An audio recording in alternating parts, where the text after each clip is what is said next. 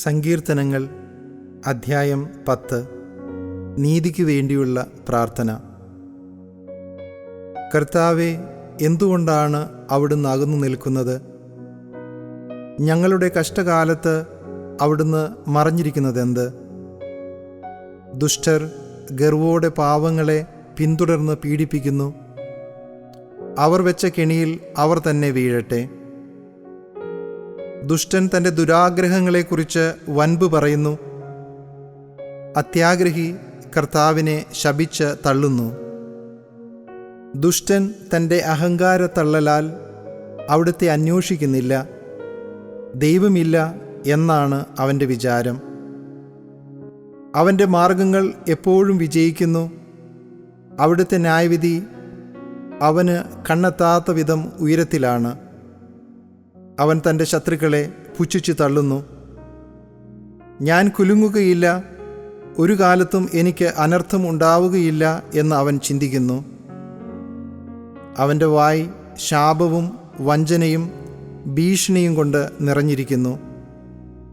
അവൻ്റെ നാവിൻ അടിയിൽ ദ്രോഹവും അധർമ്മവും കുടികൊള്ളുന്നു.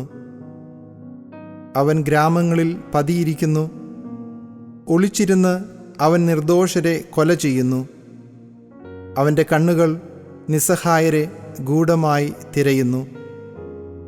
പാവങ്ങളെ പിടിക്കാൻ അവൻ സിംഹത്തെപ്പോലെ പതിയിരിക്കുന്നു. പാവങ്ങളെ വലയിൽ കുടുക്കി അവൻ പിടിയിലമർത്തുന്നു.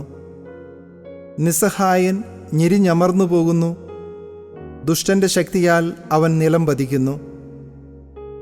ദൈവം മറന്നിരിക്കുന്നു. അവിടുന്ന് മുഖം മറച്ചിരിക്കുകയാണ്.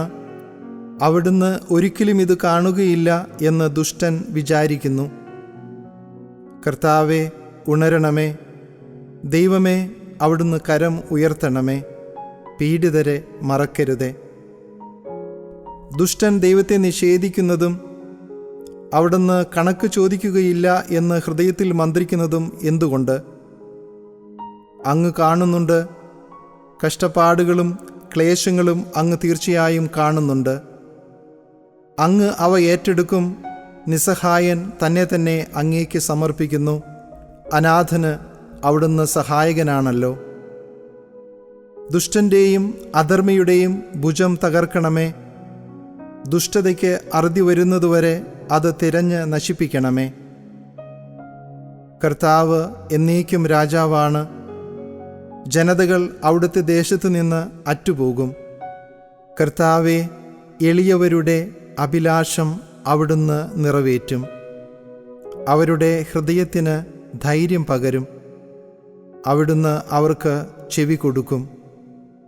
അനാഥർക്കും പീഡിതർക്കും അങ്ങ് നീതി നടത്തിക്കൊടുക്കും. മണ്ണിൽ നിന്നുള്ള മനുഷ്യൻ ഇനിമേൽ അവരെ ഭീഷണിപ്പെടുത്തുകയില്ല.